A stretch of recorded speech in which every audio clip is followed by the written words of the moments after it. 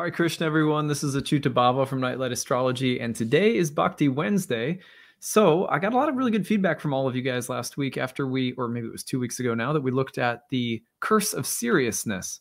And someone said, I'd love to hear you talk about other kinds of curses. What other kinds of curses are there? And what are the remedies according to Bhakti Yoga? And I was like, that's kind of fun. So let's roll with it. I started thinking about it, and I was talking to a client, and I had a client say something that really resonated with me. They said that they went to a 12-step program, and they were getting sober, in the process of getting sober, and they were starting to realize some things about their own ego, which I think is pretty common for people, whether you're in a 12-step program, any kind of spiritual path that you take to in life. One of the things that you often learn about is, what kinds of tricks your ego gets into or plays on you or other people, or just how it shows up and how it can be problematic, and how to manage and live with an ego in a healthy way. So she said, one of the ways that my ego tricked me for a long time was that I have always hated ignorant people, or, people who are not very smart or intelligent, or people who, I would put into the despicable bin because of their moral behavior. So I don't like immoral people. I don't like dumb people. I don't like anyone who's not very intelligent, and so forth. And she said, and I realized that this was actually something that was holding me back, because I could puff myself up thinking, well, I don't like dumb people because I like smart people because I'm smart. I don't like immoral people because I'm good, right? Like this. And I don't like ignorant people because I try to stay very aware and conscious of things. And she said, so my virtues became the source of condescension and arrogance and so forth toward others. And I had to weed that out. It was a really subtle thing. And she said that, and I was like, wow, it's really profound. And we were talking about transits in her chart around the time that she, had this kind of insight, and the transits were remarkable too, such poignant astrological symbolism. So anyway, today, from that talk with her, I created this talk on the curse of being good by popular demand, because someone said, hey, what other curses out there, and what kinds of remedies does Bhakti have? So what is the curse of being good? I would say that the curse of being good is like this.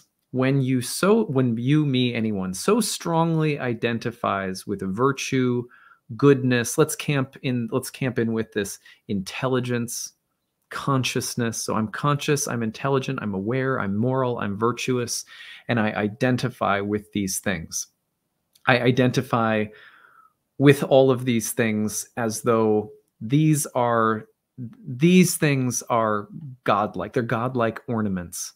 And in some ways they are, but they can also be curses. So we're going to explore how they can be curses. So how can our identifying as good and intelligent become a curse? Or our dislike of immorality or ignorance, how could that become an actual curse? Number one is that the shadow of getting overly identified with goodness and virtue, with getting so identified with those things that we lose track of our own shortcomings, for example, it's hypocrisy.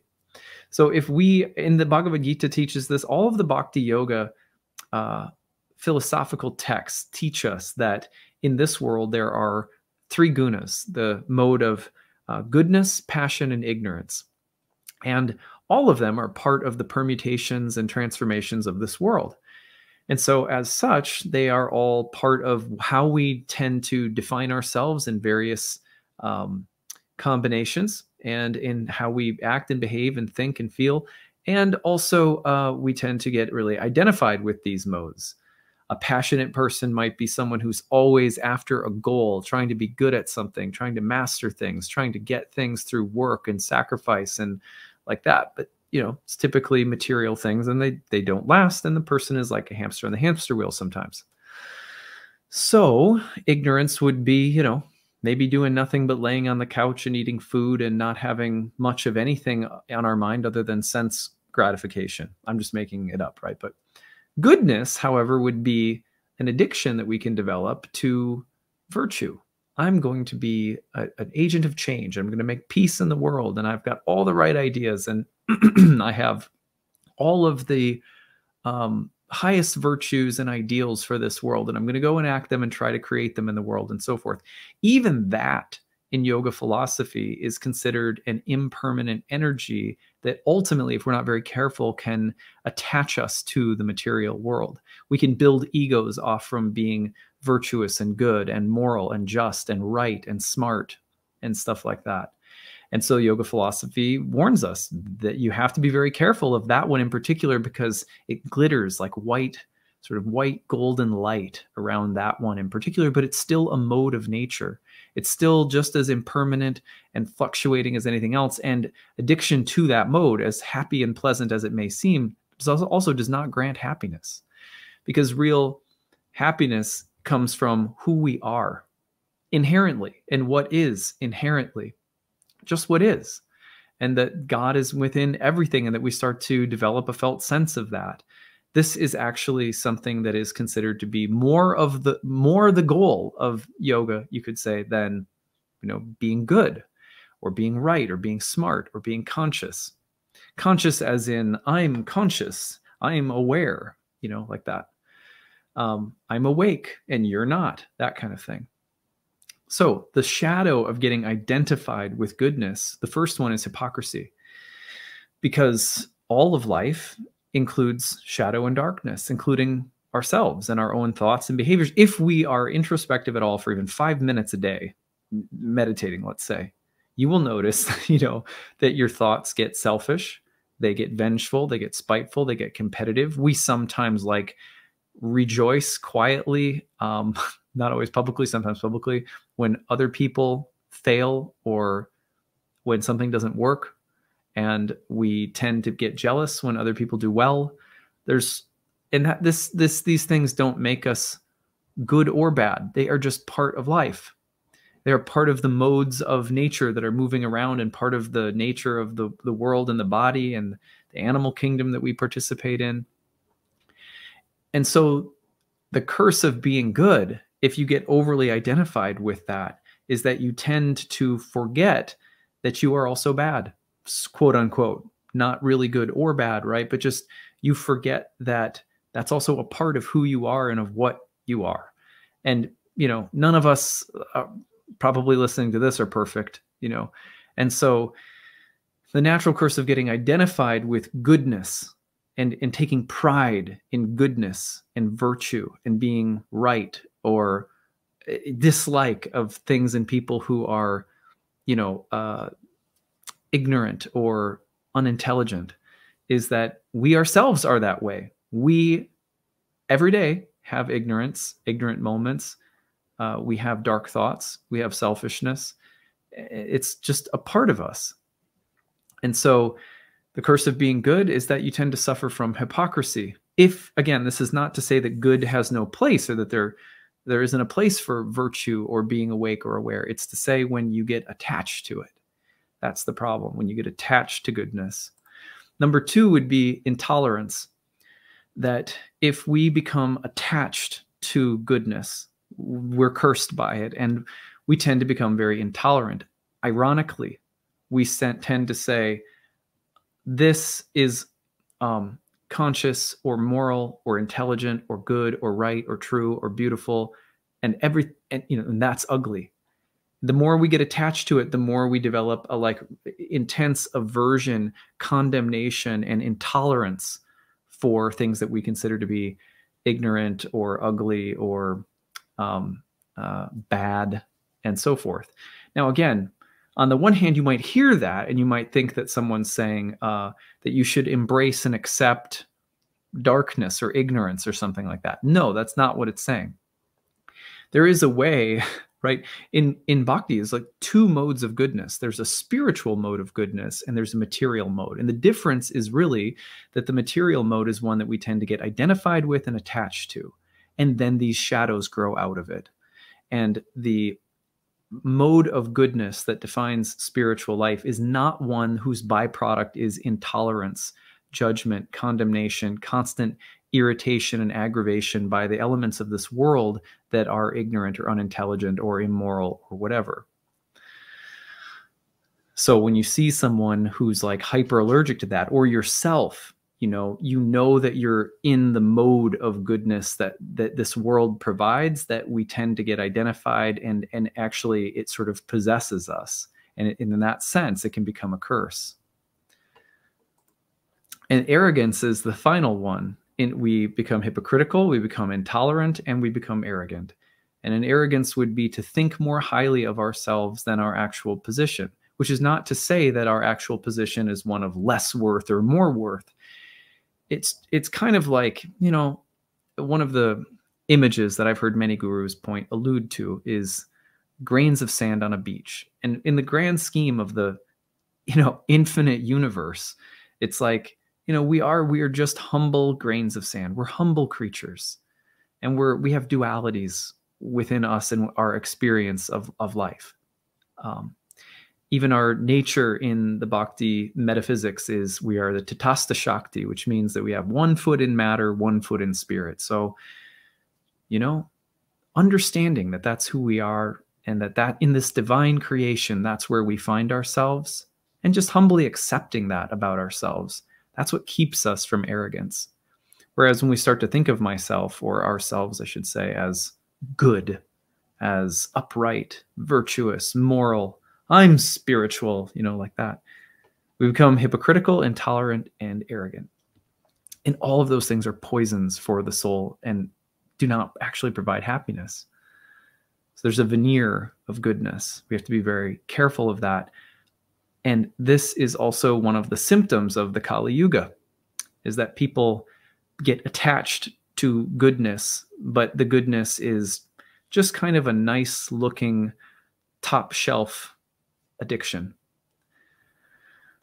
So what are Bhakti's remedies for this? And believe me, I'm not saying that I'm above this, because I totally struggle with this. I feel like, it's easy for me to come on a YouTube channel and try to project an image of goodness or spiritual conscientiousness, or, like I walk out of this room and just start messing up all the time. And but that's life. Like that's part of it.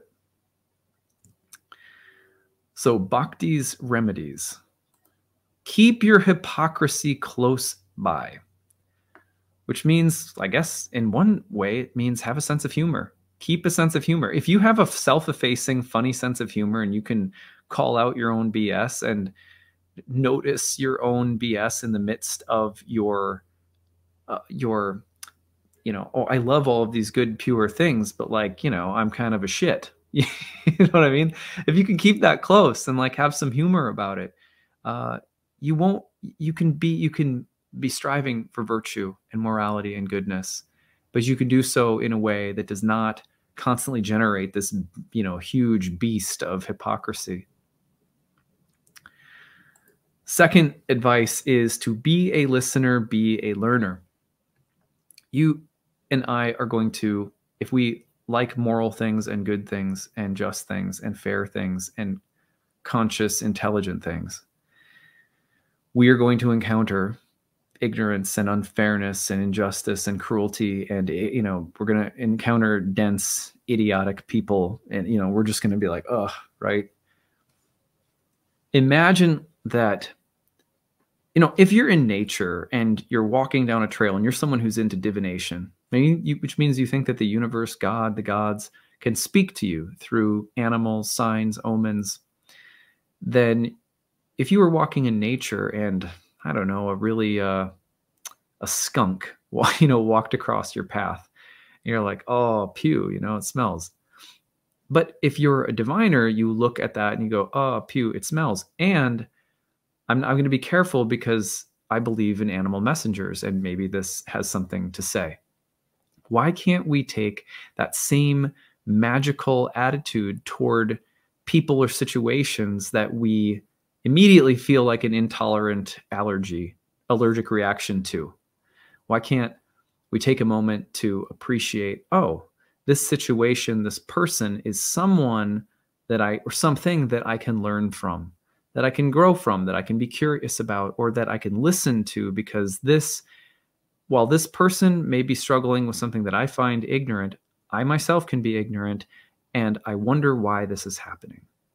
Not that it's happening because there's some ultimate riddle you have to decode on your way to level 10, but because there's something just naturally communicative about every situation. And if we stay curious, if we take the natural disposition of a student, beginner's mind, and we stay humble, intolerance, it might be an initial reaction, but suddenly it gives way to a kind of flexibility and intelligence, a curiosity that often helps us to be listeners and learners. And you know what? That changes people's hearts too, because when they can see that we are being tolerant of their intolerance, when we're being tolerant of someone else's ignorance or whatever the case might be, it changes hearts. Now, of course, there are times where you might have to fight or defend yourself or stand up for yourself or something. So, situationally though, rather than being intolerant toward the ignorance of people or the world, the unintelligence, can we be a listener? Can we be a learner?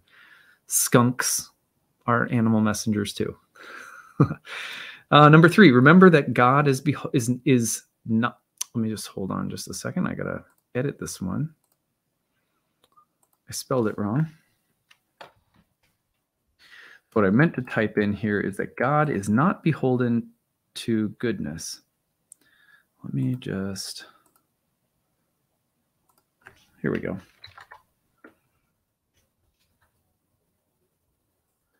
So, and it's funny that the original text said remember that God is beholden to goodness, and then I had to change it to God is not beholden to goodness, because there's a weird way in which God both is the very definition of goodness, and so of course God is beholden to goodness, right? But also God is more than goodness. Goodness is an attribute or quality of God. It'd be like if you said acyuta is a black shirt, right? Because I'm wearing a black shirt right now, or acyuta is headphones. Well, I'm wearing headphones, I'm wearing a shirt, but that doesn't mean that that's who I am. Maybe they're part of me, or they're attributes of who I am. But like, I could take my headphones off. I'm not going to rip my shirt off in Bhakti Wednesday. The idea here is that goodness is an adornment of God. Goodness is a quality of God, but God is beyond all qualities in Bhakti Yoga, even goodness. So all of the modes of nature in this world are attributes of God, because everything is God and everything is divine. God is also beyond them. So sometimes we think that, in other words, we can make a false idol out of God's earrings. If one of God's adornments is beauty, or if one of God's adornments is truthfulness, or one of God's adornments is goodness, then we can suddenly say, we can suddenly say that goodness is higher than God. Goodness is the thing to worship, rather than understanding that God is this being, and one of the beautiful attributes of God is God's goodness. So if that makes sense. And it's actually symbolically, it's perfectly fitting that the slide was mistyped as God. Remember that God is beholden to goodness, and that I then had to put in God is not beholden to goodness, because there's a way in which God can't be anything other than all of God's attributes, which include goodness. So in that sense, God is goodness, but also God is more. And it's really important, because it helps us to put goodness in the right place. I can't get identified with my shirt or my headphones,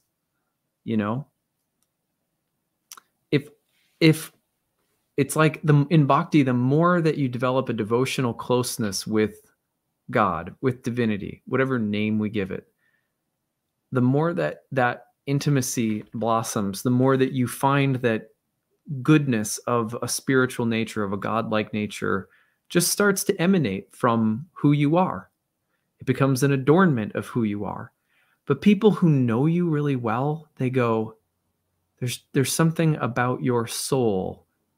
And one of its qualities, one of the ways that one of the things that attracts me so deeply to you as a soul is that emanation of goodness.